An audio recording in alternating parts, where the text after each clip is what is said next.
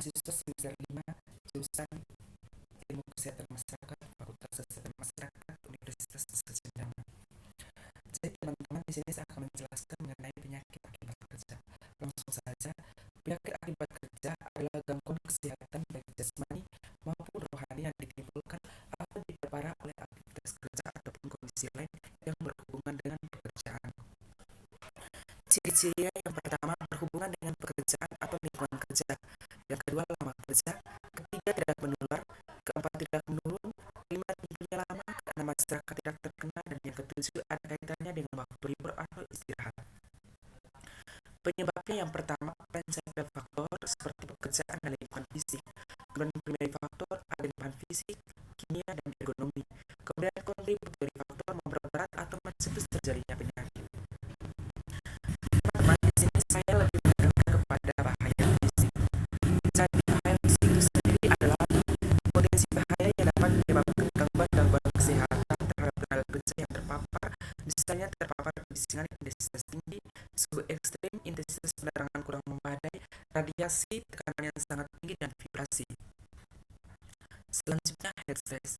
Head stress atau tekanan panas merupakan reaksi fisik dan fisiologis pekerja terhadap suhu yang berada di luar kenyamanan bekerja. Suhu yang dimaksud adalah suhu panas yang ekstrim.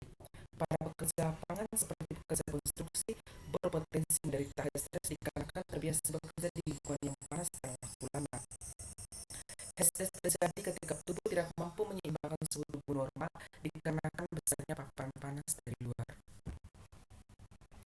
Faktor penyebab head stress di antaranya suhu dan kelembaban tinggi, paparan sinar matahari secara langsung, gerakan atau aliran udara yang terbatas, kerja fisik yang berat, panas metabolisme tubuh, pakaian kerja, dan tingkat aklimatisasi. Apa pengaruh head stress terhadap pekerja? Jadi, head stress itu sendiri dapat menimbulkan masalah kesehatan seperti yang pertama itu head cramps. Head cramps adalah kejang atau kram pada otot, bahkan bisa mengakibatkan pingsan pada penderita. Hal ini disebabkan karena ketidakseimbangan cairan dan garam selama melakukan kerja fisik yang berat di lingkungan. Gejalanya kram pada otot, nyeri atau kejang di perut, lengan atau kaki. Pertolongan pertama, hentikan semua aktivitas dan istirahat di tempat sejuk dan teduh. Minum cairan elektrolit, namun tidak melebihi air minum biasa. Hindari kembali melakukan kerja fisik berat selama beberapa jam setelah kram mereda. Kemudian segera hubungi petugas medis jika kram tidak mereda dalam waktu 1 jam.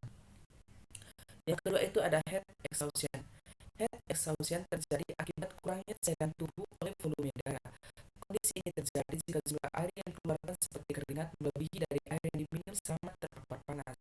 Gejalanya nadi cepat, keringat berlebih, kulit pucat, kelelahan ekstrim, pusing, mual dan muntah, emosi tidak stabil, pernapasan pendek dan cepat, suhu tubuh sedikit mengalami peningkatan 37 sampai 40 derajat Celcius dan kehilangan kesadaran. Pertolongan pertama, beristirahatlah di tempat yang sejuk dan teduh, minum air yang banyak, longgarkan pakaian dan kompres bagian kepala, leher dan wajah dengan menggunakan handuk dingin. Jika gejala tidak mereda, segera hubungi petugas medis. Pastikan ada rekan kerja yang menemani korban sampai bantuan tiba. Berikutnya ada head stroke. Head stroke adalah efek head stress paling serius atau fatal karena jika dibiarkan tanpa penanganan serius, kondisi ini bisa mengakibatkan koma dan kematian. Penyebabnya adalah paparan panas yang terus-menerus dan ekstrim serta kegagalan regulator suhu tubuh. Gejalanya suhu tubuh tinggi di atas 40 derajat Celcius, kurangnya berkeringat saat cuaca panas, mual dan muntah, kulit memerah, napas cepat dan dangkal, peningkatan denyut jantung, sakit kepala, kebingungan, kejang, halusinasi, pingsan, kram otot. Pertolongan pertama, segera hubungi petugas medis, bawa korban ke tempat sejuk dan teduh, lepas pakaian pelindung atau pakaian luar yang korban kenakan, tempatkan tubuh korban di dalam bak air dingin atau air es, atau membungkus korban dengan es terutama pada daerah leher, pangkal paha dan ketiak untuk menurunkan suhu tubuh. Berikutnya, apa yang harus dilakukan perusahaan dan pekerja untuk mencegah head stress? Pencegahan head stress menurut Occupational Safety and Health Administration atau OSHA di antaranya satu, membuat program pencegahan head stress. Perusahaan harus memilih dan menentukan pekerja yang terlatih dan kompeten dalam menangani bahaya di tempat kerja. Salah satunya bahaya paparan panas. Yang kedua, melakukan identifikasi bahaya. Perusahaan dan pekerja wajib melakukan identifikasi bahaya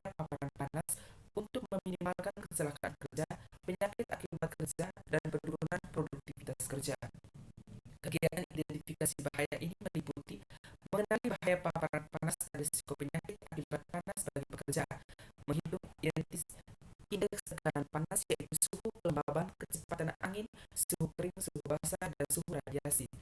Dan berikutnya melakukan evaluasi terhadap kesehatan pekerja akibat paparan panas, yaitu dengan mengukur tekanan darah dan nadi dan suhu tubuh pekerja.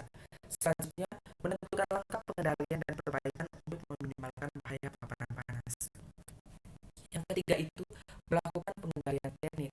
Pengendalian teknik yang dapat dilakukan adalah memasang ventilasi umum, memasang exhaust fan, memasang dus kolektor, penggunaan penyekat terutama untuk mengurangi panas radiasi serta mengurangi suhu dan kelembaban melalui pendinginan udara. 4. Melindungi pekerja dari risiko terkena heat stress. Bila memungkinkan dapat dilakukan dengan menghindari kegiatan aktivitas fisik berat, lingkungan panas yang ekstrim, paparan sinar matahari dan lingkungan dengan kelembapan tinggi.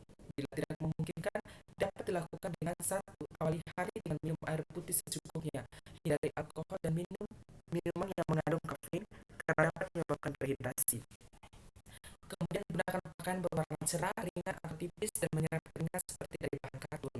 Hindari pakaian berbahan sintetis. Lakukan diet seimbang, konsumsi cairan elektrolit namun tidak melebihi air minum dasar. Gunakan pelindung wajah dan leher. Pastikan di area kerja terdapat stasiun air minum dan mudah diakses.